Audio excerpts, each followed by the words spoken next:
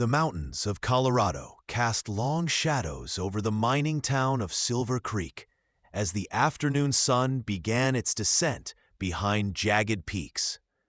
Ethan Blackwood sat on the rough-hewn porch of his cabin, rifle balanced across his knees, watching the trail that wound down from the mountain pass. His weathered face, framed by a salt and pepper beard, revealed little emotion. But his eyes, sharp as a hawk's, missed nothing. At 52, Ethan had lived alone in these mountains for nearly a decade, finding peace in solitude after the war and personal tragedies had stripped away his desire for company. The cabin stood as a testament to his self-reliance. Sturdy logs cut and placed by his own hands, a small corral for his horses, and gardens that provided much of what he needed. He had built a life away from people and their complications, and he preferred it that way. The letter that had arrived last week, carried by a young ranch hand passing through, changed everything. His younger brother James was dead, shot in the back during a dispute over water rights down in Arizona territory. James had a daughter, Emma, who was now alone in the world. "She's a school teacher in Willow Creek," the letter explained. "She needs family now." Ethan had folded the letter and tucked it into a shirt pocket, where it had remained for days while he wrestled with the implications. He hadn't seen his niece since she was knee-high to a grasshopper, before the war had taken him east and changed the trajectory of his life. Now she needed him, and despite his preference for solitude, blood was blood. Tomorrow, he would ride to Willow Creek, a 3-day journey to the southwest. He would bring Emma back to Silver Creek, where she could start fresh. If you're enjoying this story so far, please subscribe to the channel. I'd love to know what city you're watching from. As Ethan packed his saddlebags in the fading light, his thoughts drifted to what he knew of Emma. She would be 27 now, educated back east, according to the sparse letters James had sent over the years. A school teacher. Ethan's rough hands paused over his provisions. What would a school teacher make of his simple mountain life? The cabin had only 2 rooms. He would need to build an addition. There was the matter of propriety, too. A single woman living with her bachelor uncle would raise eyebrows in town, though Ethan rarely concerned himself with such things. His reputation as a former Army scout and sometimes bounty hunter meant most folks gave him a wide berth anyway. Still, he wanted Emma to be comfortable, to feel safe after whatever horrors she had witnessed in Arizona. The night passed slowly as Ethan prepared for the journey and for the changes that would come to his solitary existence. By first light, he had saddled his most reliable horse, Thunder, and was heading down the trail toward Willow Creek. The mountain air was crisp, carrying the scent of pine and the promise of autumn. Ethan rode steadily, his mind occupied with memories of his brother and concerns for his niece. James had always been the sociable one, quick with a smile and a handshake, building a life among people, while Ethan retreated from them. Now, James was gone, and Ethan was left to step into shoes he had never wanted to fill. But duty was duty, and he would not shirk it. Willow Creek emerged from the dusty horizon late on the 3rd day, a scattered collection of buildings huddled around a main street. It was larger than Silver Creek, boasting a proper church, a schoolhouse, and even a small hotel above the saloon. Ethan rode directly to the sheriff's office, knowing that in a town this size, the law would know everyone's business. Sheriff Tom Prescott was a square-jawed man with intelligent eyes that assessed Ethan carefully as he entered. "I'm looking for Emma Blackwood," Ethan stated simply, removing his hat. "I'm her uncle, Ethan Blackwood. Heard about my brother's passing." The sheriff's face softened with recognition and sympathy. Miss Blackwood's been staying at Mrs. Wilson's boarding house since it happened, he explained, gesturing down the street. She's taken it mighty hard, refuses to go back to Arizona, but hasn't decided what's next. He paused, studying Ethan's face. You've come to take her back with you? The boarding house was a tidy two-story structure with white curtains in the windows and potted geraniums on the porch. Mrs. Wilson, a plump woman with kind eyes, greeted Ethan with cautious hospitality. Miss Blackwood is in the garden out back, she informed him, after he explained his purpose. Poor dear spends most of her time there, or at the schoolhouse when she can bear to teach. The children miss her terribly on the days she cannot. Ethan followed the path around the side of the house, his boots suddenly feeling heavy, uncertainty making his movements awkward. He found her sitting on a bench beneath an apple tree, a book open in her lap, though her gaze was fixed on some distant point. Emma Blackwood had her father's dark hair and her grandmother's delicate features, but there was something else in her face, a hardness around the eyes that spoke of recent pain. "Emma," Ethan said, his voice rough from disuse. She turned, startled, her eyes widening as she took in the tall figure before her. Recognition dawned slowly. "Uncle Ethan?" she whispered, rising to her feet. The book fell forgotten to the ground as she stared at him, a mixture of disbelief and tentative hope crossing her face. "I didn't know if my letter would reach you. I wasn't even sure if you were still—" She trailed off, tears welling in her eyes. Ethan stepped forward awkwardly, uncertain how to comfort this grown woman who was still, in his mind, a small child. "I came as soon as I heard," he said simply. "Sorry about your father. James was a good man." Emma nodded, wiping at her tears with a handkerchief. "They shot him in the back," she said, her voice hardening. "Over water rights, as if water could be worth a man's life." Ethan felt a flash of the old rage, the kind that had driven him into the mountains after the war. "The men who did it?" he asked, his voice dropping to a dangerous quiet. Emma's eyes met his, and he saw a similar darkness there. "Two of them were arrested. The third, the one who gave the order, walked free. Harrison Wells. He owns half the territory and bought the judge." Her hands trembled slightly as she clutched her handkerchief. "I had to leave. I couldn't bear to see him in town, smiling, free, while father was in the ground." Ethan nodded, understanding completely. "You'll come back with me to Silver Creek," he said. Not a question, but a statement of fact. "It's a smaller town, quieter. I've got land. You'll be safe there." Emma studied him for a long moment, measuring his words and his character. "I've been teaching here since father died," she said finally. "The school board has been understanding, but—" "Silver Creek needs a teacher," Ethan said, seizing on the opening.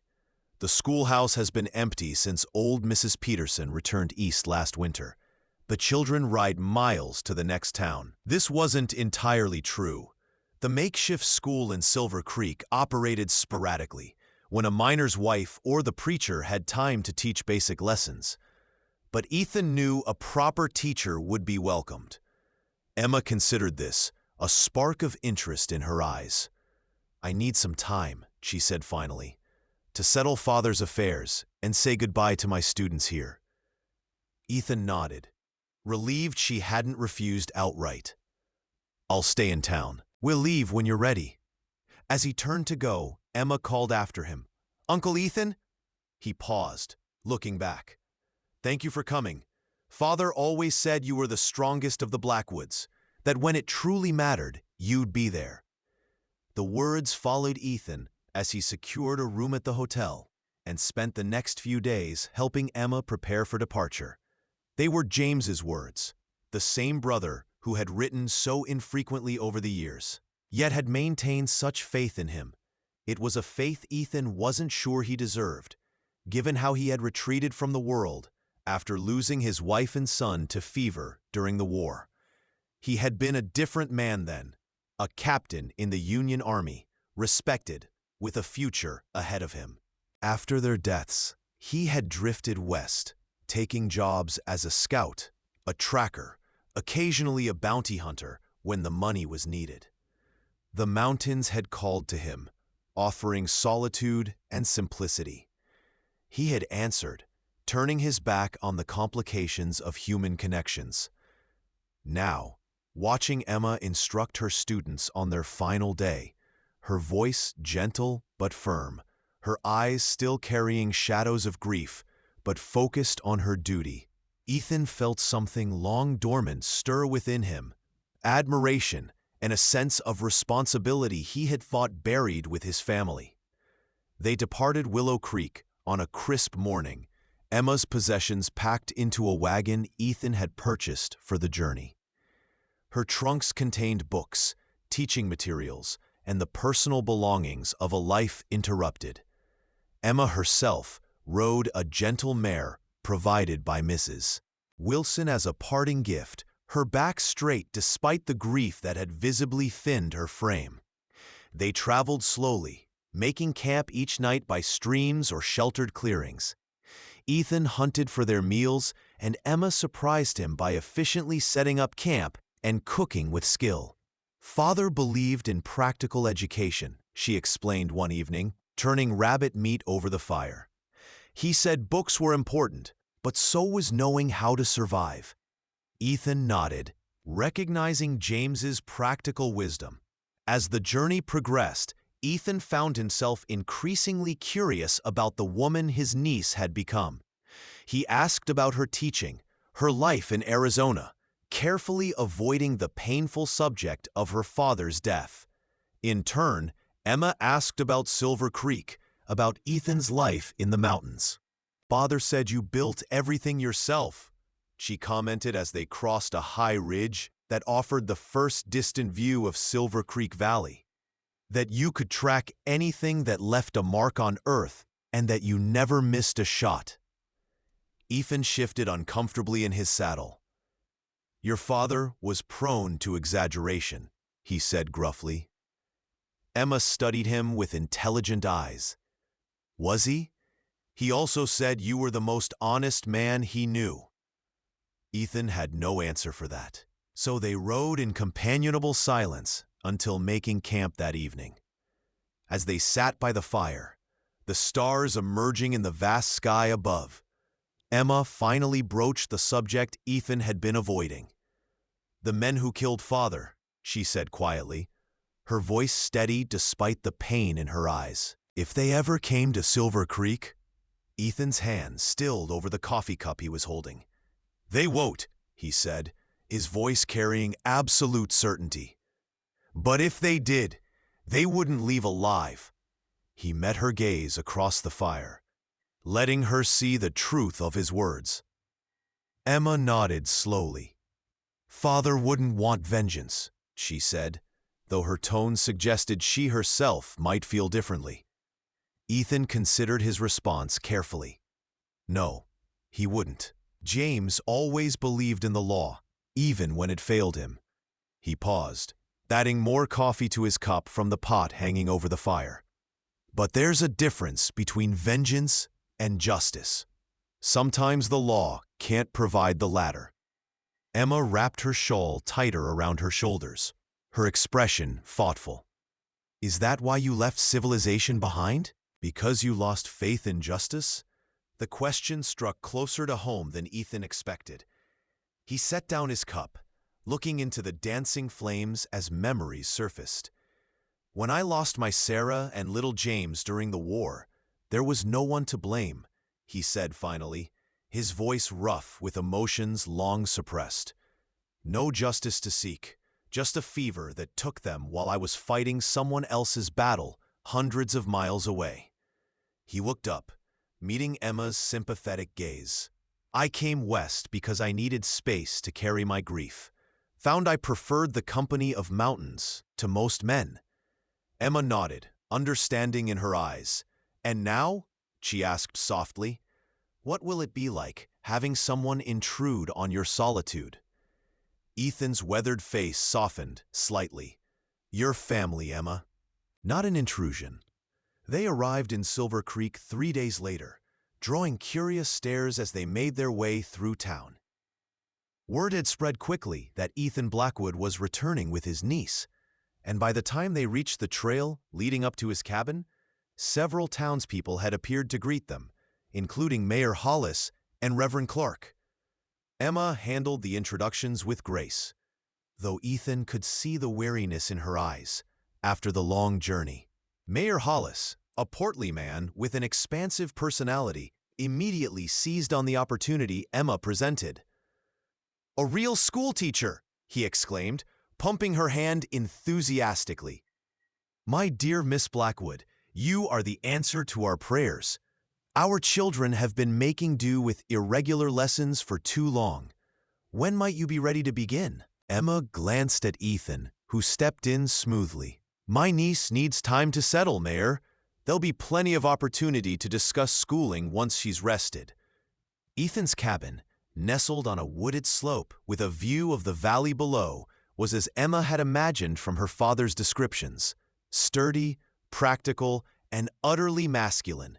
A large main room contained a stone fireplace, a rough-hewn table with chairs, and sparse furnishings. A smaller room served as Ethan's sleeping quarters. "It's not much," Ethan acknowledged, as he carried her trunks inside. "But the roof doesn't leak, and the winter winds stay outside where they belong." Emma moved to the window, taking in the sweeping view of mountains and sky. "It's beautiful," she said, sincerely. "Where will I sleep?" Ethan gestured to his bedroom door. "You'll take my room. I've been planning an addition, but until it's built, I'll sleep out here by the fire." When Emma began to protest, he held up a hand. "It's decided. I sleep under the stars half the year anyway." That first evening, as they shared a simple meal, Emma noticed the changes Ethan had already implemented in anticipation of her arrival. New curtains on the windows, an actual tablecloth, even a bookshelf that looked freshly built, waiting for her collection. These thoughtful preparations touched her deeply, revealing the care beneath her uncle's gruff exterior. As darkness fell, Ethan built up the fire and excused himself to tend to the horses, giving Emma privacy to prepare for bed. Alone in his room, surrounded by the unfamiliar scents of leather, wood smoke, and pine, Emma finally allowed herself to cry. For her father, for her disrupted life, for the uncertainty of her future. The tears came silently, a release of grief she had controlled too tightly during their journey. When she finally slept, it was deeply, exhaustion claiming her. Morning brought sunshine streaming through the cabin windows and the smell of coffee brewing. Emma emerged to find Ethan already dressed and cooking breakfast. "Sleep well?" he asked, sliding a plate of eggs and bacon before her as she took a seat at the table. Emma nodded, somewhat surprised to realize she had. "Better than I have in weeks," she admitted. Over breakfast, Ethan outlined his plans. "I'll start on the addition today. Should take about 2 weeks to complete, weather permitting. In the meantime, I thought you might want to see the schoolhouse in town, meet some of the families." He hesitated, then added, "Only when you're ready, of course." Emma appreciated his consideration, but recognized the value in establishing a purpose quickly. "I'd like that," she said. "Teaching will give me structure." Ethan nodded, understanding in his eyes. They both knew that work, physical for him, teaching, will give me structure. Intellectual for her was a balm for grief. The Silver Creek Schoolhouse was a simple one-room building at the edge of town, currently empty except for rows of desks in various states of repair. Mayor Hollis met them there, enthusiastically outlining the community's educational needs. "We've got 28 children of school age," he explained, "from 6 to 16 years. Most of the older boys only attend in winter, when ranch work slows." He handed Emma a dusty ledger. This was Mrs. Peterson's roll book. Some families have moved on, others have arrived since then. As Emma flipped through the pages, assessing the situation, the mayor continued. "The town council can offer a modest salary, supplemented by contributions from families. It's not much, but—" Emma interrupted gently. "I'm not concerned about salary, Mayor Hollis. I need to teach as much as these children need to learn." Her directness impressed both men, though for different reasons. Ethan saw in it the resilience that would help her heal. The mayor saw the authority that would command respect from unruly students. While Emma immersed herself in preparing the schoolhouse over the subsequent days, Ethan worked tirelessly on the cabin addition. The rhythmic sound of his hammer echoed down the mountainside, a counterpoint to Emma's methodical organization of textbooks and creation of lesson plans. Each evening, they would share their progress over dinner, developing a comfortable routine that respected each other's independence while acknowledging their growing connection as family. Word spread quickly through Silver Creek that the new school teacher would begin classes the following Monday, and curious families began to appear at the cabin, introducing themselves and their children. Emma met them all with composed grace, though Ethan noticed she kept her personal history vague, never mentioning the tragic circumstances that had brought her to Colorado. One visitor, however, stood out from the rest. Samuel Turner arrived on horseback 5 days after their return to Silver Creek. His arrival announced by the pounding of hooves on the hard-packed earth of Ethan's yard. Ethan emerged from his workshop, hand instinctively moving to the revolver at his hip, before recognizing the rider. Turner was the owner of the largest cattle operation in the county, a man whose influence rivaled the mayor's, though he rarely came to town.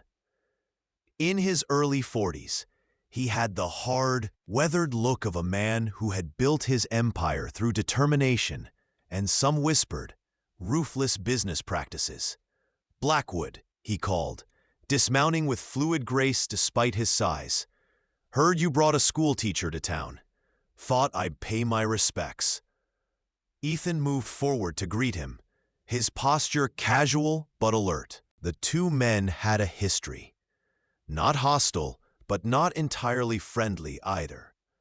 There had been a dispute years back over water access, resolved without bloodshed, but leaving a wariness between them. "Turner," Ethan acknowledged with a nod, "my niece is inside."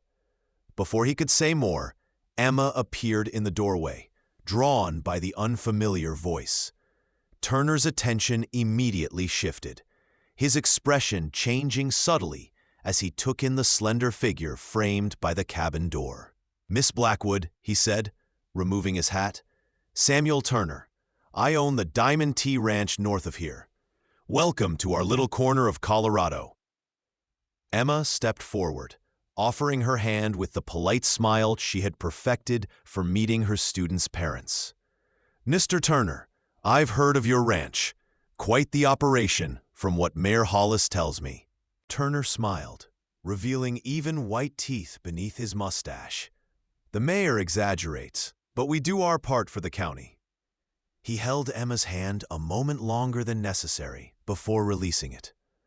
"I have 3 children who'll benefit from your teaching, Miss Blackwood. My foreman's boy as well. They've been getting by with books and their stepmother's instruction, but they need proper schooling." His gaze was direct, assessing. "I'd be pleased if you'd ride out to the ranch sometime. Meet the children before school begins. Perhaps this Sunday after church?"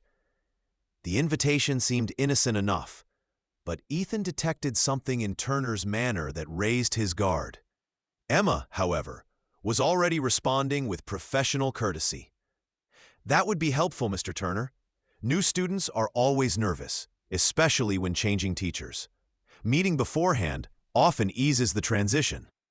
After Turner had departed, promising to send a buggy on Sunday to convey Emma to the ranch, Ethan found himself uncharacteristically unsettled. "Turner's a powerful man in these parts," he commented as they prepared dinner. "Built that ranch from nothing after coming west 15 years ago. Widowed twice." He paused, slicing bread with more force than necessary. "Some say he's looking for a third wife." Emma glanced up from the stew she was stirring, a hint of amusement crossing her features. "Are you warning me, Uncle Ethan?" He met her gaze directly. "Just making sure you have all the facts. Turner tends to get what he wants." Emma's expression sobered. "I appreciate the concern, but I have no interest in marriage. To anyone. I came here to teach and to heal." The slight break in her voice revealed the grief still raw beneath her composed exterior. Sunday brought clear skies and the promised buggy from Diamond T Ranch, driven by Turner himself rather than a ranch hand. Ethan watched from the porch, jaw tight, as Turner helped Emma into the seat beside him. "I'll have her back before sundown, Blackwood," Turner called, a hint of challenge in his friendly tone. The day stretched long for Ethan, who busied himself with work on the addition while keeping one eye on the trail. Emma returned as promised, before sunset, her expression thoughtful as Turner handed her down from the buggy. "Your niece made quite an impression on my children," Turner remarked to Ethan, who had positioned himself strategically by the hitching post. "Particularly on my daughter. Alice hasn't shown interest in books since her mother passed, but Miss Blackwood has her talking about poetry again." His smile seemed genuine, the respect in his voice unmistakable. That evening, as they sat on the porch, watching twilight settle over the valley, Emma described her visit. "The ranch is impressive," she admitted. "The main house is almost a mansion. Eastern furniture, crystal chandeliers, even a piano." She wrapped her shawl tighter against the evening chill. "The children are bright but undisciplined. The oldest boy, James, is testing boundaries. The twins, Alice and Andrew, are sweet but haven't had consistent schooling." She paused, watching a hawk circle lazily above the pines. Mr. Turner was very attentive. Ethan's posture stiffened slightly, but he kept his tone neutral. Turner sets his sights on something, he pursues it directly. "Ah." Emma turned to look at him, a shadow of her earlier amusement returning. "I'm not some prize heifer at auction, Uncle Ethan. And I believe I made my position quite clear to Mr. Turner when he asked about my plans in Silver Creek." Monday brought the official opening of school, with Emma rising before dawn to prepare, dressed in her most professional attire, a high-necked navy dress with her mother's cameo at her throat. Ethan insisted on driving her to the schoolhouse in the wagon, arriving early to ensure all was ready. As the children began to arrive, brought by parents eager to meet the new teacher, Ethan faded into the background, watching with quiet pride as Emma greeted each student by name, having memorized the roll book. The schoolhouse filled quickly, conversations buzzing as families reconnected after the summer.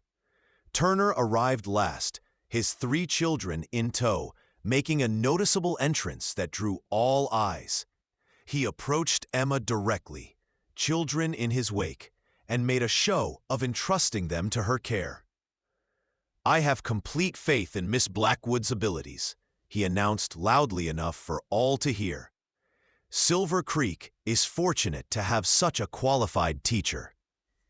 The endorsement from the most influential rancher in the county effectively sealed Emma's acceptance in the community. As parents departed and lessons began, Ethan slipped away, returning to his work on the cabin. The addition progressed rapidly, and by Friday, the basic structure was complete. A new bedroom with its own small fireplace, built off the main room opposite his own quarters. The arrangement would give Emma privacy while maintaining the family connection. That evening, as Emma shared amusing stories about her first week of teaching, Ethan felt a sense of satisfaction he hadn't experienced in years. The cabin felt different with her presence, warmer somehow, despite the approach of autumn. Her books now filled the shelves he had built. Her feminine touches softened the rustic interior without diminishing its character, and most significantly, the hollow silence that had been his constant companion had been replaced by conversation and occasional laughter. Weeks passed, settling into a rhythm as autumn painted the mountainsides with gold and crimson. Emma threw herself into teaching with passionate dedication, often working late into the evening on lesson plans and grading. Ethan continued to expand and improve the cabin, adding a covered porch that wrapped around two sides, providing a place for Emma to read in the late afternoon sun. They developed comfortable routines, Ethan hunting and maintaining the property, Emma teaching and gradually taking over the domestic aspects of their shared life. On Sundays, they attended church together, afterwards often accepting invitations to dinner with families from town. Emma's natural warmth and intelligence made her popular, while Ethan found himself reluctantly drawn back into community affairs, largely through Emma's gentle insistence that he accompany her to various functions. Samuel Turner remained a persistent presence in their lives. His children were among Emma's best students, giving him reason to visit the schoolhouse regularly. He appeared at church each Sunday, invariably finding opportunity to speak with Emma, and extended frequent invitations to Diamond T Ranch for various social gatherings. These invitations now included Ethan explicitly, a courtesy that did little to ease his suspicions about Turner's intentions. Emma handled the attention with diplomatic grace, maintaining a friendly but professional distance that neither encouraged nor offended. "He's lonely," she remarked to Ethan, after declining yet another dinner invitation, "and he believes a school teacher would make a suitable mother for his children." Ethan grunted noncommittally, though privately he acknowledged that Turner's interest seemed genuine rather than calculating. The man had changed since his last marriage, becoming less aggressive in business and more involved in county affairs.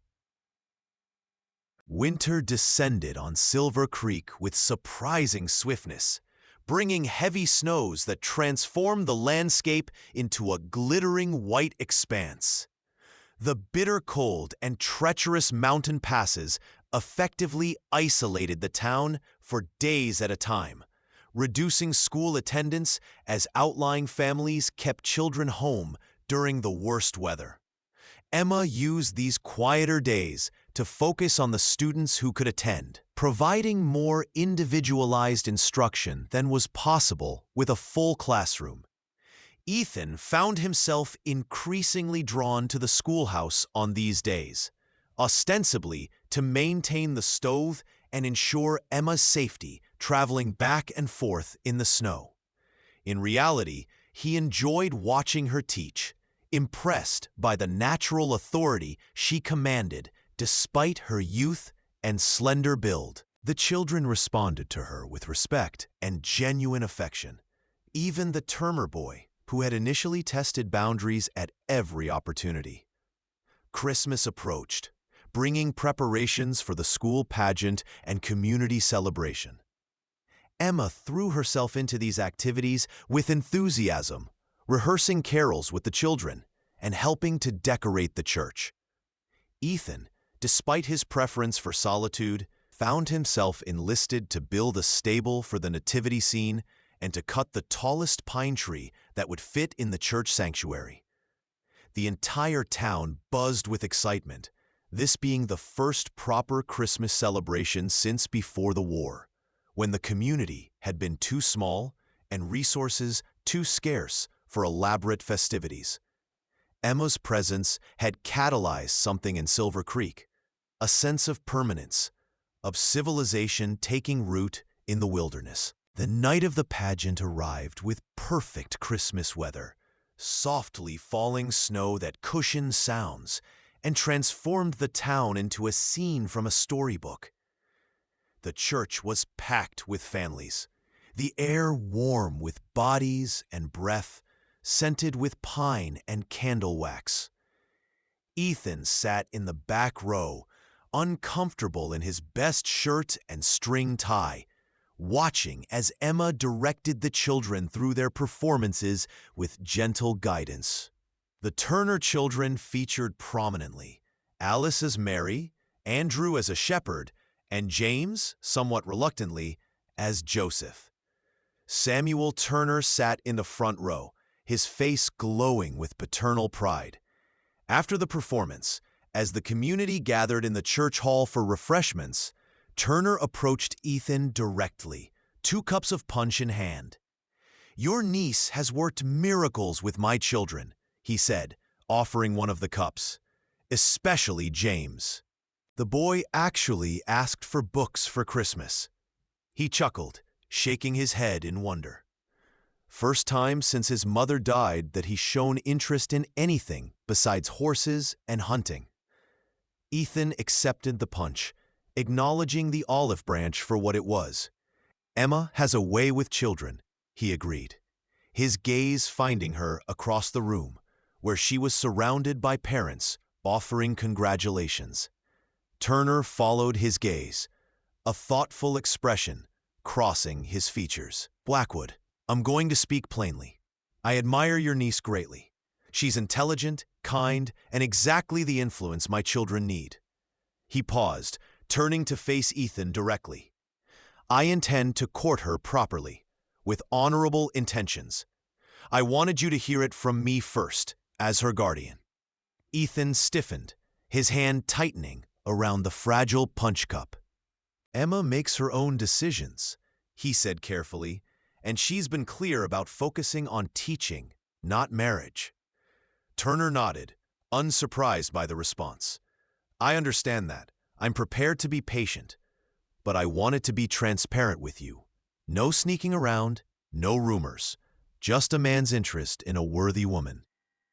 The conversation lingered in Ethan's mind throughout the evening and into the days that followed. He said nothing to Emma, believing Turner would speak for himself when ready, and respecting her right to handle such matters privately. Christmas Day was celebrated quietly at their cabin, with gifts exchanged by the fire. Books for Emma, a new hunting knife for Ethan, handmade items from each to the other that represented their growing understanding of each other's tastes and needs.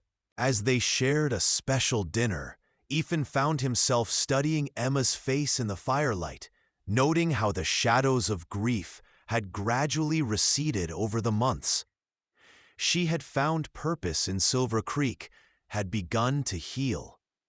The thought of Turner's intentions threatened that delicate balance, stirring protective instincts Ethan had thought long dormant. January brought the coldest weeks of the year, with temperatures dropping so low that school was suspended for days at a time. During one particularly harsh blizzard, Ethan and Emma were confined to the cabin for nearly a week, venturing out only to tend to the livestock and gather firewood from the sheltered woodpile. These days of enforced closeness deepened their familial bond as they shared stories, played chess, and read aloud from Emma's collection of books. Ethan found himself recounting tales from his scouting days, memories he hadn't revisited in years. Emma, in turn, spoke more freely about her childhood, her father, and gradually the painful events surrounding his death. The worst part, she confided one evening as they sat by the fire, wasn't just losing father. It was the injustice of it all, seeing Harrison Wells walking free, knowing he had ordered the killing. Ethan nodded, understanding the particular pain of powerlessness in the face of injustice. "Your father believed in the law," he said carefully, "even when it failed him." Emma's expression hardened slightly. The law failed him completely. Wells bought his freedom with the same money he used to steal water rights from smaller ranchers. She stared into the flames, her profile sharp against the firelight. "Sometimes I dream about going back there, confronting Wells myself." The admission hung in the air between them, revealing a darkness in Emma that echoed Ethan's own capacity for vengeance. "That path leads nowhere good," he said finally, his voice rough with experience. "Believe me, I've walked it." Emma turned to him, curiosity in her eyes. "After Sarah and little James?" Ethan nodded slowly, deciding to share a part of his history he had kept buried. "There was a surgeon who could have saved them, should have saved them. He chose to treat officers first, left my family until it was too late." His hands clenched into fists at the memory. "After the war, I tracked him to St. Louis. Had my revolver in hand, vengeance in my heart." He paused, the memory vivid despite the passing years. "Found him drunk, ruined. The war had broken him too. Killing him would have been a mercy, not justice." Emma watched him intently, absorbing the lesson in his story. "So what did you do?" she asked softly. Ethan's weathered face revealed a flash of old pain. "Left him to his demons. Came west to find my own peace." He met her gaze directly.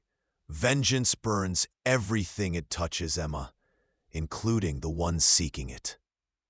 The blizzard eventually passed, allowing life to resume its normal patterns. School reopened, and with February came the first hints that winter's grip might eventually loosen. Samuel Turner, true to his word, began calling on Emma formally, arriving at the cabin on Sunday afternoons with small gifts: books, chocolates from Denver, once even sheet music, though there was no piano for her to play it on. Emma received these attentions with polite appreciation, but maintained a certain reserve that Ethan recognized as a gentle form of discouragement. Turner, however, seemed undeterred. His patience suggesting a genuine attachment rather than mere conquest. After one such visit, as Turner's buggy disappeared down the trail, Emma turned to Ethan with a sigh. "He's a good man in many ways," she acknowledged, "but I'm not ready. I may never be ready." Ethan, who had been whittling on the porch during the visit, set aside his knife and wood. "No need to explain yourself to me," he said gruffly.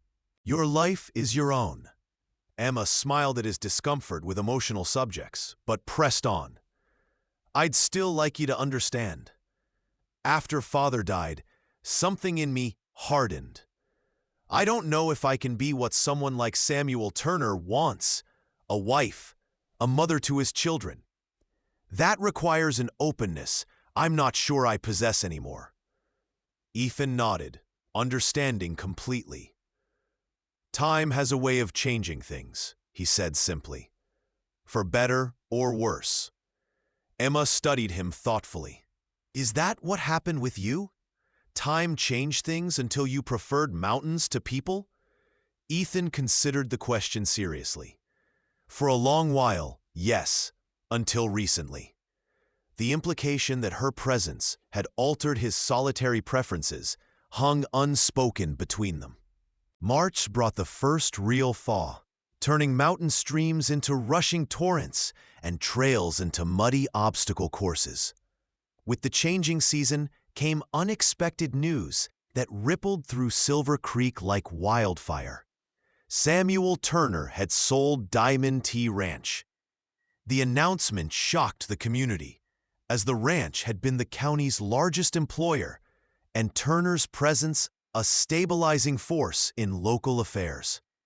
Rumors abounded, financial troubles, a better opportunity elsewhere, even speculation about Turner's romantic disappointment driving him away. Ethan received the news with mixed emotions. Relief that Emma would no longer face Turner's persistent courtship. Concern about what the change might mean for the community and the school, where Turner's financial support had been substantial. Emma heard the news from her students before any official announcement reached her. The Turner children arrived at school subdued and confused, particularly young Alice, who tearfully confided that they would be moving to Denver as soon as the school term ended. "Father says there are better opportunities there," she explained, "and that we'll have advantages we can't get in Silver Creek." Emma comforted the child while processing the implications herself. That evening, she shared her concerns with Ethan. Without the Turner children and Mr. Turner's financial support, the school may not continue next year, she admitted. At least 4 other families are considering moving as well, following employment opportunities with whoever purchases the ranch. Ethan nodded grimly. "Town council meeting tomorrow night. I'll attend. See what's being discussed." The meeting revealed little concrete information, beyond confirmation that Turner had indeed sold the ranch to a consortium of investors based in Denver. Mayor Hollis attempted to present the situation optimistically, suggesting the new owners might bring fresh capital and opportunities to Silver Creek. Mr. Turner assured me that the new ownership plans to expand operations, he announced to the crowded town hall. More cattle, more hands needed, possibly even improvements to the rail spur that would benefit all businesses in town. Despite these assurances, an undercurrent of anxiety ran through the gathering. Silver Creek had witnessed similar promises before, only to see outside investors extract profits while giving little back to the community. As the meeting concluded, Reverend Clark approached Ethan. "Miss Blackwood's position should be secure regardless," he said quietly. "The school board has voted to guarantee you next year's salary, even if enrollment drops temporarily. She's too valuable to lose." The Reverend's words proved prophetic sooner than anyone anticipated. Just 2 weeks later, Emma received a letter from the Territorial Education Superintendent offering her a position at the new academy being established in Denver. A prestigious role with twice her current salary and the opportunity to help shape curriculum for schools throughout the territory. The offer came with a personal note from Samuel Turner, explaining that while he had indeed sold his ranch, he had accepted a position on the Territorial Education Board and had recommended Emma highly for the academy position. "No strings attached," his note concluded, "simply recognition of extraordinary talent that deserves a broader stage." Emma shared the letter with Ethan that evening, her expression conflicted as she awaited his reaction. Ethan read the offer twice, his face revealing nothing of his inner turmoil. The opportunity was exceptional, exactly the kind of position Emma's education and abilities merited. Denver would offer cultural advantages Silver Creek could never provide, along with society more suited to a young woman of her refinement. Yet the prospect of her departure created a hollow feeling in his chest he hadn't experienced since those dark days after the war. "It's a fine opportunity," he said finally, handing the letter back to her. "Turner's done you a good turn, whatever his motives." Emma studied him, frustration crossing her features at his neutral response. "Is that all you have to say?" she asked, an edge in her voice he hadn't heard before. "Just, it's a fine opportunity?" Ethan shifted uncomfortably. What would you have me say, Emma? It's your decision to make. I'd have you tell me what you want, Emma exclaimed, rising from her chair to pace the cabin floor. For once, I'd have you speak plainly instead of hiding behind that mountain man reserve. Do you want me to go to Denver? Do you want me to stay? Does it matter to you at all? The outburst startled Ethan, who had grown accustomed to Emma's composed demeanor. He stood as well, feeling the need to be on equal footing for this conversation. Of course it matters, he said gruffly. This place, it's different with you here. Better. He struggled to find words for feelings long buried. But I won't hold you back from what you deserve. Denver can give you more than Silver Creek ever could. More than I could. Emma stopped pacing, turning to face him directly. That isn't answering my question, Uncle Ethan. What do you want? Ethan ran a hand through his graying hair, frustration building at his inability to articulate the complex emotions surging through him. I want what's best for you, he said finally. I want you to be happy, to heal, to have the life James would have wanted for you. Emma stepped closer, her gaze intense. And what about what you want for yourself? Has it occurred to you that after months of building a home together, your happiness might matter to me too? The directness of her question caught him off guard. For so long, he had framed their arrangement as his duty to his brother's daughter, a responsibility he had willingly accepted, but had never considered in terms of his own needs or desires. The revelation that Emma might be equally concerned about his welfare shifted something fundamental in his perception of their relationship. Before he could formulate a response, there was a sharp knock at the cabin door. Ethan moved to answer it, both frustrated and relieved by the interruption. Sheriff Prescott stood on the porch, his expression grave. "Evening, Blackwood. Miss Emma?" he acknowledged with a nod past Ethan to where Emma stood. "Hate to disturb you, but there's a matter I thought you should know about immediately." He paused, seeming to weigh his words carefully. "A man rode into town this afternoon asking questions about Miss Blackwood. By description, I believe it may be Harrison Wells from Arizona Territory." Emma gasped, the color draining from her face. Ethan's hand instinctively moved to the revolver he kept by the door. "You're certain?" he demanded. The sheriff nodded grimly. "Fits the description you gave when you first arrived. Wealthy, well-dressed, about 50, traveling with 2 hired guns. They've taken rooms at the hotel." Emma sank into a chair, her earlier fire replaced by a cold dread. "Why would he come here?" she whispered, more to herself than the men. "Why now?" Ethan's mind was already calculating, assessing threats and options. "Did he ask specifically for Emma?" he questioned the sheriff. Prescott nodded. "Asked if she was teaching here, where she lived. I didn't give him details. Said I'd need to check my records." His expression was apologetic. "But it's a small town, Blackwood. Won't take him long to find out." Ethan nodded grimly, decision crystallizing. "You'll stay here tonight, Emma. I'll pack some provisions. First light, we leave for the high cabin." He turned to Prescott. "Sheriff, I'd consider it a personal favor if you delay Wells as long as possible tomorrow.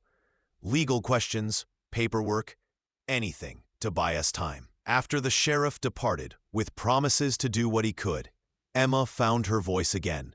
"The high cabin?" she asked, confusion momentarily displacing fear.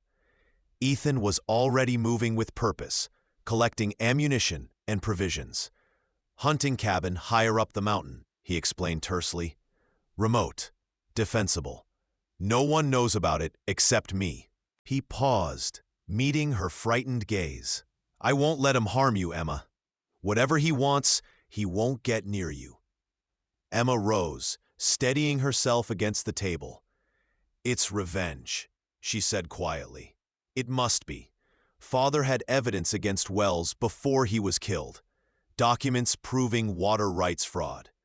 I sent copies to the territorial governor after Father died. Wells must have discovered it was me. Ethan absorbed this new information. His respect for Emma's courage growing even as concern for her safety intensified. Pack only what's essential, he instructed. We travel light and fast at first light. Dawn found them already on the trail, Emma riding her mare, Ethan leading the way on Thunder. They had left in darkness, using only moonlight to guide them up the steepening path that led away from Silver Creek and deeper into Ethan's mountain domain. Emma had packed with practical efficiency, warm clothes, a small bundle of personal items, and, Ethan noted with approval, her father's documents secured in an oilskin pouch. They rode in tense silence, ears straining for sounds of pursuit. Though Ethan doubted Wells would discover their departure until mid-morning at earliest. The high cabin lay a full day's ride from town, accessible only by a trail that grew increasingly difficult to follow as they ascended. By midday, they had reached a ridge that offered a view back toward Silver Creek, the town a tiny cluster of buildings in the vast landscape below. We'll rest the horses briefly, Ethan decided, helping Emma dismount. Have some jerky and water. As they shared the simple meal, Emma's composure cracked slightly. I've brought danger to your door, she said, guilt evident in her voice. Wells isn't just after me. He'll harm anyone who stands in his way. Your home, your peace. Ethan shook his head firmly. Peace isn't the absence of trouble, Emma. It's knowing you've done right despite the cost. He met her gaze directly. James was my brother. You're my family. Protecting you isn't a burden. It's who I am. The simple declaration seemed to strengthen her, and when they resumed their journey, Emma rode with renewed determination, her back straight despite the increasingly rough terrain. By late afternoon, the trail had narrowed to little more than a game path, winding through dense pine forest and across rocky slopes. Ethan led with confidence, reading the mountain like a familiar book, finding passages where none seemed to exist.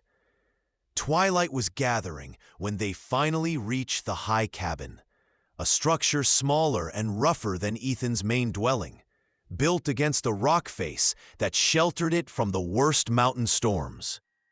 A small stream gurgled nearby, and a natural clearing provided grazing for the horses.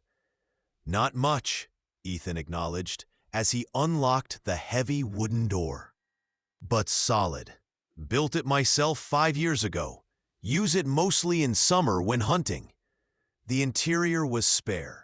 A single room with a stone fireplace, a rough bunk, a table, and basic supplies stored in wooden crates.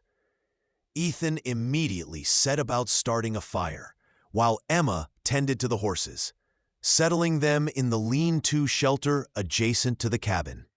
By the time darkness fell completely, they had established a semblance of security. Fire burning, simple meal prepared, weapons checked and ready. Will they follow us this far? Emma asked as they sat by the fire, the mountain night pressing against the single window.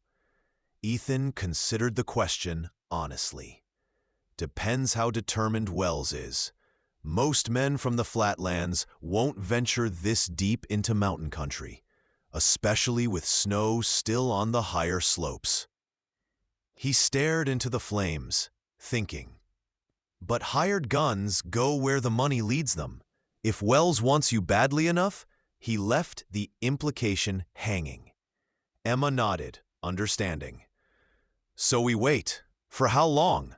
Ethan shrugged. A week, maybe 2. Long enough to be sure they've given up or moved on. He glanced at her, concern in his eyes. The school? Emma smiled sadly. The children will survive a few weeks without lessons, and if I can't return... She hesitated. There's always Denver. The mention of Denver brought their interrupted conversation rushing back, the tension of their earlier discussion now overlaid with the immediate threat of Wells. Ethan busied himself checking the cabin's perimeter one final time before settling on a bedroll near the door, insisting Emma take the bunk. Sleep came fitfully to both. The unfamiliar surroundings and underlying anxiety keeping them alert to every sound in the night forest. Dawn brought a crystalline mountain morning, the air so clear it seemed to magnify every detail of the wilderness around them. Ethan rose first, checking the horses and scouting the immediate area while Emma prepared a simple breakfast from their provisions. They established a routine over the next few days, Ethan hunting for fresh meat and patrolling an ever-widening perimeter around the cabin, Emma maintaining their shelter and preparing meals. The enforced isolation and shared danger created an intimacy that transcended their family connection, revealing aspects of each other they had only glimpsed before. On the fourth day, as a spring storm moved through the mountains, they remained confined to the cabin. The close quarters and relentless drum of rain on the roof created a strange bubble of suspended time, disconnected from the normal flow of days.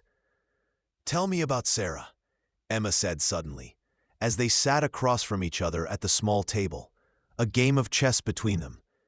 Father spoke of her only rarely, and always with such sadness. Ethan's hands stilled over the chess pieces, old grief surfacing. He rarely spoke of his wife, finding the memories too painful to share. But something about this suspended moment, this refuge from normal life, loosened his reserve. "She was nothing like these mountain women," he said finally. "City-bred, educated, loved music, poetry. Everyone wondered what she saw in a rough army captain." A faint smile touched his lips at the memory. "She had spirit, though. Followed me to 3 different camps during the war, tending the wounded alongside the surgeons." The chess game forgotten, Ethan continued his reminiscence, sharing details of his former life that he had kept locked away for years. How Sarah had laughed, how their son had inherited her curly hair and quick mind, how they had planned to settle in Pennsylvania after the war, where Ethan would teach at the military academy. Fever took them both within days of each other, he concluded, his voice rough with emotion. "I was 200 miles away, fighting a battle that didn't matter, not knowing my world was ending." Emma reached across the table, covering his weathered hand with her own. "I'm so sorry," she said simply. "Father never knew the details, just that you had lost them."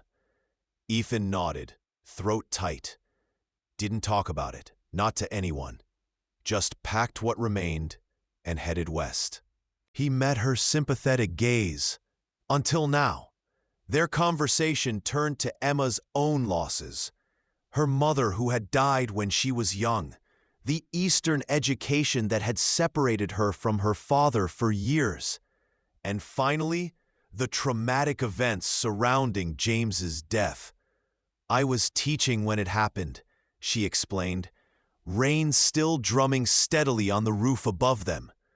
"A student's father came to the schoolhouse, said there had been an incident at the ranch, that I was needed." Her voice faltered at the memory. "Found father on the porch, 3 bullets in his back. He was still alive, but barely. Managed to tell me it was Wells's men, that they had come for the water rights documents." Tears welled in her eyes. "He died in my arms, Uncle Ethan." His last words were instructions about where he had hidden copies of the evidence. Ethan's hands clenched into fists at the image her words conjured.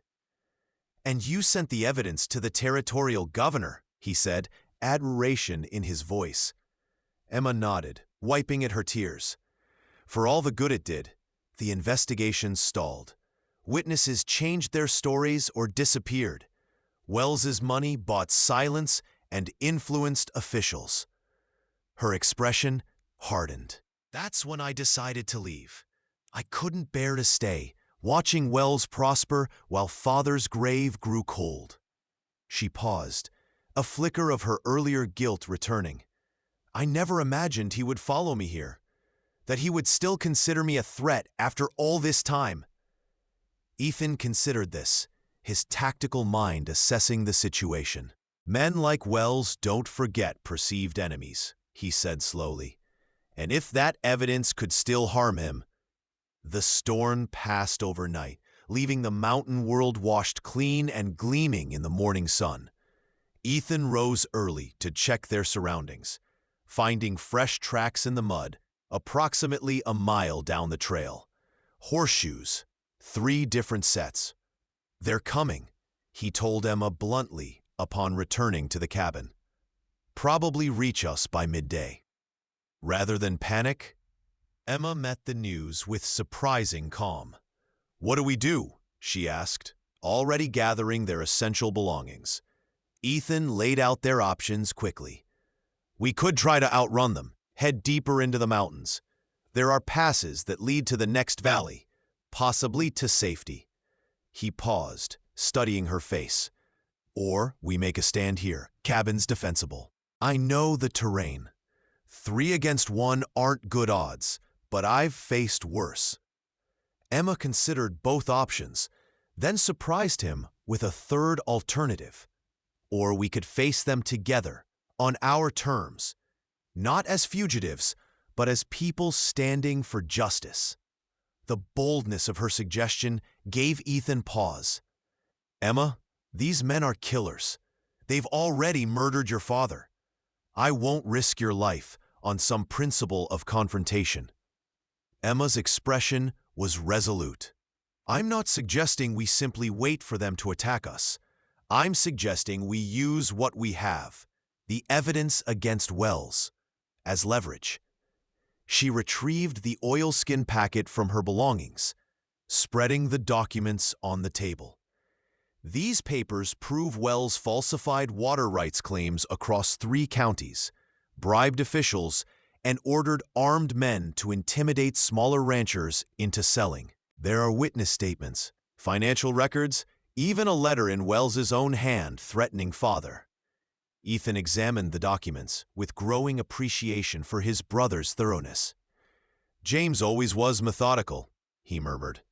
But Emma, Wells came all this way because these papers threaten him. Showing them won't make him back down. It will make him more desperate to silence you. Emma nodded, acknowledging the risk.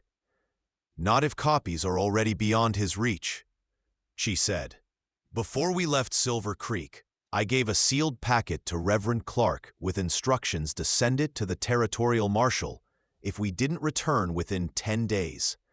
Another copy went with Mayor Hollis, to be delivered to the Denver newspaper.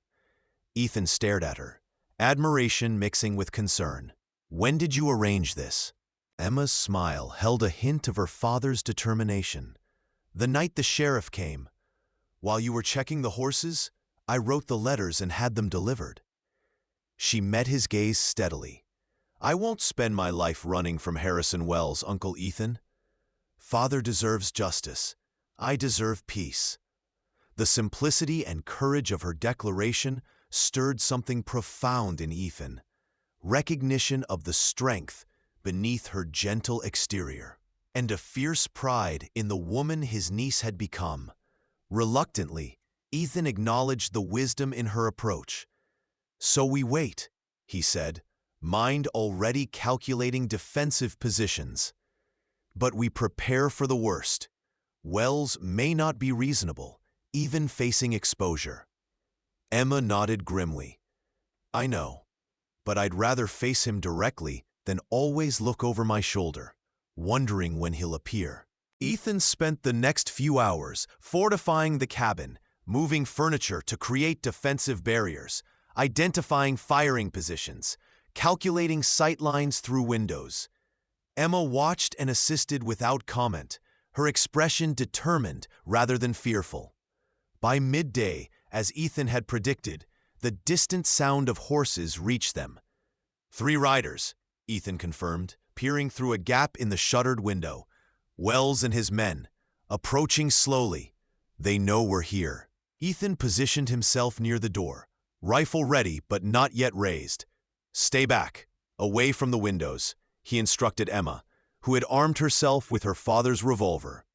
"Let me do the talking initially. If things go badly—" He met her gaze directly. "There's a trapdoor under the bearskin by the fireplace, leads to a root cellar, and a tunnel that comes out behind the rock face. Use it if necessary." Emma nodded, though her expression suggested she had no intention of fleeing. The approaching riders stopped at the edge of the clearing, still mounted, maintaining a cautious distance from the cabin. Harrison Wells was immediately identifiable. A heavy-set man in expensive Eastern clothing, flanked by 2 younger men whose weathered faces and well-worn gun belts marked them as hired muscle. "Blackwood," Wells called, his voice carrying easily across the clearing. "I know you're in there. I've come for a word with Miss Emma Blackwood, family business from Arizona." Ethan exchanged a glance with Emma, who nodded slightly, moving to stand beside him but still out of direct line of sight from the windows. "Miss Blackwood has no business with you, Wells," Ethan called back. "Best you turn around and head back to Arizona." Wells chuckled, the sound carrying a note of calculated menace. "I've come a long way for this conversation. Would be ashamed to leave without having it." He gestured expansively. "I'm not looking for trouble, Blackwood. Just want to clear up a misunderstanding between myself and James's daughter. Perhaps compensate her for her loss." The transparent attempt at deception might have worked on someone who hadn't spent years reading men's intentions. But Ethan wasn't fooled. "Any compensation owed would need to include justice for my brother's murder," he replied coldly. "You prepared to turn yourself in for that, Wells?" The facade of civility dropped from Wells's face, replaced by calculation. "Your brother's death was a regrettable incident," he called back. "Men under my employ exceeded their instructions. I've already disciplined those responsible." He paused, then added with deliberate emphasis, "But certain documents James Blackwood possessed still need to be recovered. Family papers, you understand? Of no value to anyone but me." Ethan felt Emma stiffen beside him, her hand tightening around her revolver. "You mean the documents proving you falsified water rights claims and ordered men to intimidate smaller ranchers?" she called suddenly, her voice surprisingly strong. "The same documents my father died protecting? Those family papers, Mr. Wells?" Her direct confrontation clearly startled Wells, who hadn't expected her to reveal herself or to speak so boldly. "Miss Blackwood," Wells recovered quickly, his tone shifting to one of paternalistic concern. "I'm relieved to find you well. Your sudden departure from Arizona caused considerable worry." He removed his hat in a gesture of false courtesy. "There seems to be some confusion regarding your father's unfortunate death and certain business matters. I've come personally to clear these misunderstandings and offer fair compensation for any perceived wrongs." Emma stepped closer to the window, though still concealed by the heavy shutters. "The only misunderstanding, Mr. Wells, is your belief that you can murder a man and face no consequences. My father's evidence against you has already been dispatched to both the territorial marshal and newspapers in Denver. If anything happens to me or my uncle, those papers will be made public immediately." For the first time, uncertainty flickered across Wells's face. One of his hired men leaned in, whispering something that caused Wells to frown deeply. "You're bluffing, Miss Blackwood," he called, but his voice lacked its earlier confidence. Those papers died with your father. Emma's response was steady. My father was smarter than you gave him credit for, Mr. Wells. He made copies. Several copies. You can verify this with Sheriff Prescott in Silver Creek, who helped me dispatch them before we left town. This was a fabrication, but delivered with such conviction that doubt clearly took root in Wells's mind. He conferred briefly with his men, their conversation too low to hear from the cabin. Ethan used the moment to position himself better, rifle ready should the encounter turn violent. Perhaps we can come to an arrangement, Wells called finally, his tone now conciliatory. I'm prepared to offer substantial compensation, say $5,000, for the return of all copies of these alleged documents. You have my word no harm will come to either of you. Ethan scoffed at the transparent attempt. Your word isn't worth the breath carrying it, Wells. You had my brother murdered. What makes you think we trust anything you say? Wells's expression hardened. Don't be a fool, Blackwood. $5,000 is more money than you'll see in a lifetime in these mountains. Take it and live in peace. The alternative won't be pleasant for either of you. The threat hung in the air, unmistakable despite the civil words clothing it. Emma and Ethan exchanged glances, a silent communication passing between them. They had anticipated this moment, had discussed their response should threats replace negotiation. Here's our counteroffer, Mr. Wells, Emma called, her voice remarkably composed. You will ride to Silver Creek and surrender yourself to Sheriff Prescott, confessing to ordering the murder of James Blackwood and the falsification of water rights documents. In exchange, I will instruct Reverend Clark not to forward the evidence to the territorial marshal. She paused, letting her words sink in.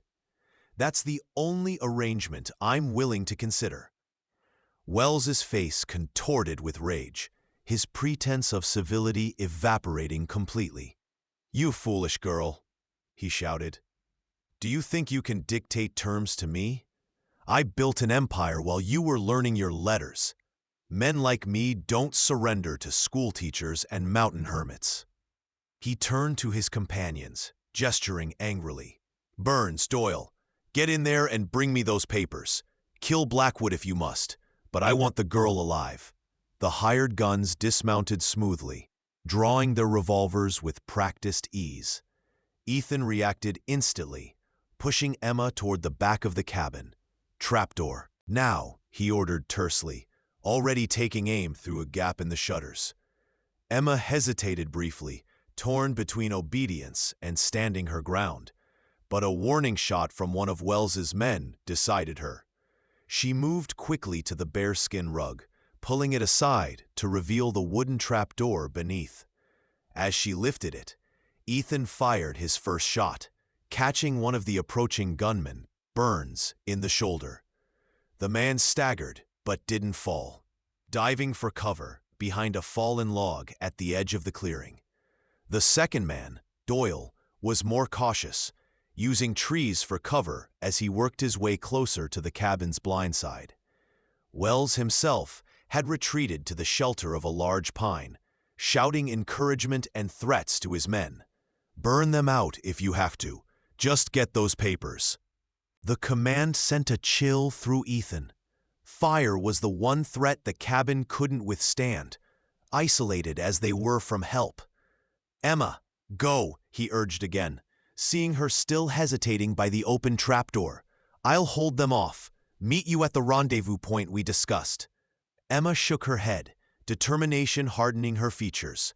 No, Uncle Ethan, we face this together. Before he could protest further, she moved to another window, taking careful aim with her father's revolver. Her shot went wide, but forced Doyle to retreat from his advanced position. I won't leave you to face them alone, she said firmly. Father would never forgive me. The standoff continued for several tense minutes, shots exchanged, but no clear advantage gained by either side. Wells's men were experienced, but hampered by unfamiliar terrain and the solid construction of the cabin. Ethan's superior position and knowledge of the land balanced their numerical advantage. Emma proved herself a capable, if inexperienced, shooter, her presence effectively defending the cabin's second vulnerable side. The tide turned unexpectedly when Burns attempted to circle behind the cabin, not realizing the sheer rock face provided no approach from that direction. Caught in the open, he took Ethan's bullet in the leg, collapsing with a cry of pain. His fall seemed to trigger a change in Wells's strategy. "Doyle!" he shouted. "Get Burns and pull back. We'll try another approach." Ethan watched suspiciously as Doyle dragged his wounded companion back to the horses, where Wells was already mounting. "They're retreating," Emma observed, relief evident in her voice. Ethan shook his head grimly. "Tactically withdrawing," he corrected. "Wells isn't giving up. He's changing strategy." His assessment proved accurate when, rather than departing down the trail, the three riders circled to a ridge overlooking the cabin, just out of effective rifle range. Wells appeared to be surveying the area, calculating new angles of attack. "What's he doing?" Emma asked, watching the distant figures with growing concern. Ethan's expression darkened. "Looking for a firing position with better coverage, or—" His eyes suddenly widened with realization. "Emma, get the horses. Now, through the trapdoor passage." Understanding dawned on Emma's face as she followed his gaze to where Wells was pointing out something to Doyle, the dry brush and fallen timber surrounding the clearing. "They're going to start a fire," she gasped, already moving toward the trapdoor. Ethan grabbed essential supplies, water, ammunition, the precious documents, and followed her down the narrow wooden steps into the cool darkness below. The root cellar was small, primarily used for storing preserved game during Ethan's hunting expeditions. A rough-hewn tunnel, barely tall enough to stand in, led away from the cabin toward the rock face. "Horses are tethered on the other side," Ethan explained as they moved quickly through the passage. "Emergency exit I built after a run-in with a mountain lion trapped me in the cabin years back." They emerged from the tunnel behind the rock face, concealed from the ridge where Wells and his men were positioned. Their horses were indeed waiting, tethered to a pine, well hidden from the main clearing. As Ethan helped Emma mount, a flicker of orange flame became visible through the trees. Wells's men had already set the first fire, strategically placed to be carried by the breeze directly toward the cabin. "We need to circle around. Get behind them while they're focused on the cabin," Ethan said, swinging into his own saddle. "There's a game trail that leads up the back side of that ridge. They won't expect us to come from above." Emma nodded, determination replacing fear in her expression. "Lead the way."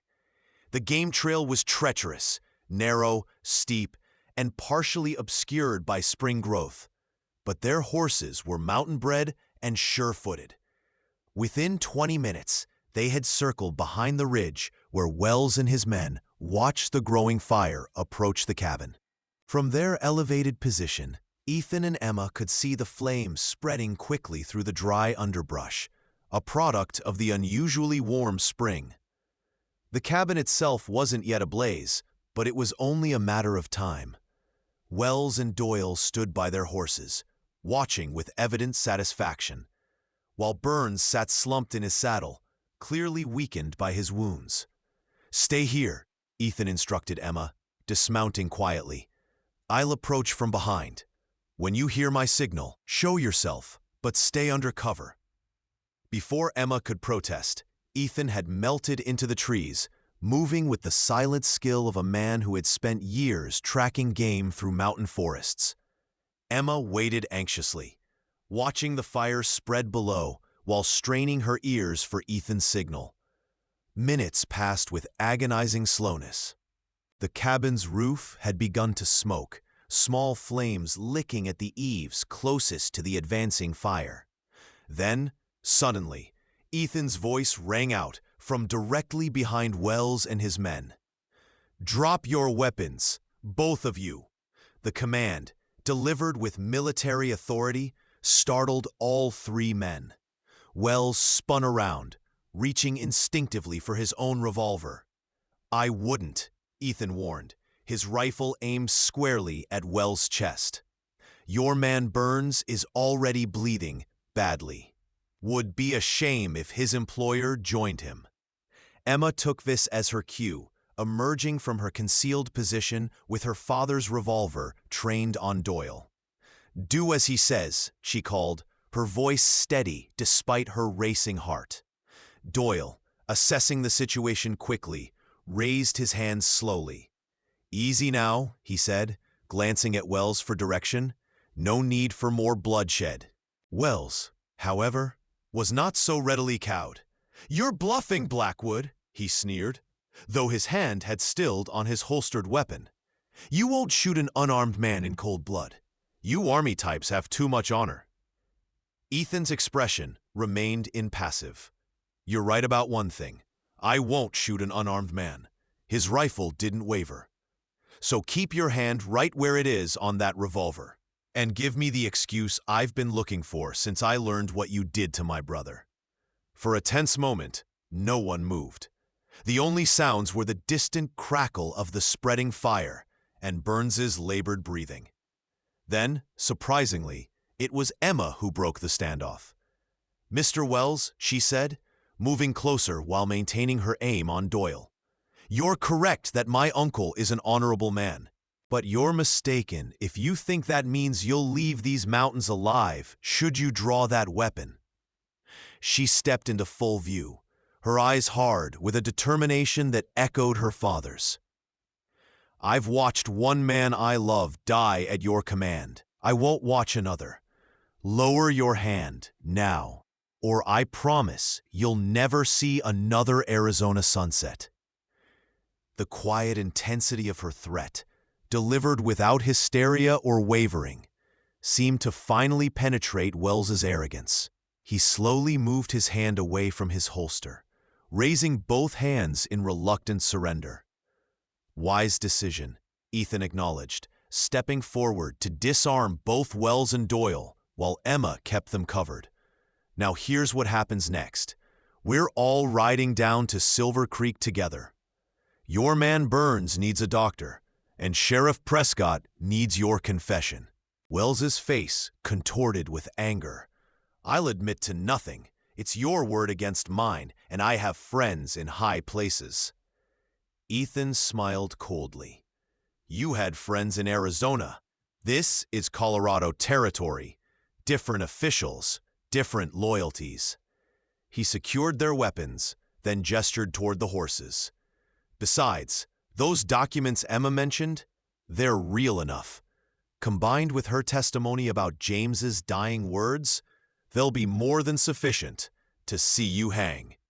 Wells blanched slightly at the direct reference to hanging, the reality of his situation finally seeming to register.